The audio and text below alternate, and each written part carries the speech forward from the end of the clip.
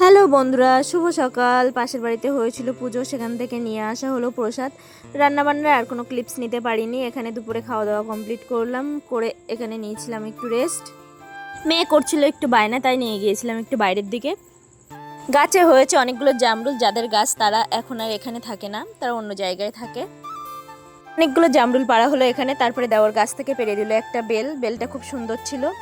এত গরম পড়েছে, বাড়ি চলে আসলাম একটু লেবু জল খাওয়ার জন্য। মেয়েকে একটু দিলাম, আমি একটু খেলাম।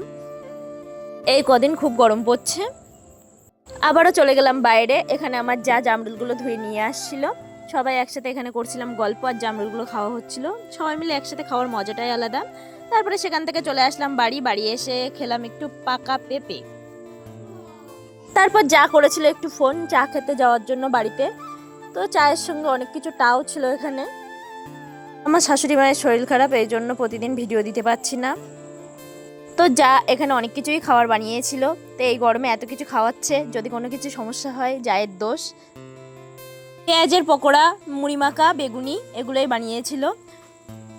তো আমরা সবাই এক জায়গায় হলে জায়েরা মিলে এত গল্প করি, আমরা এত টপিকস তুলি, গল্পের কোনো ঠিক ঠিকানা নেই, কোথা থেকে কোথায় আমরা চলে যাই।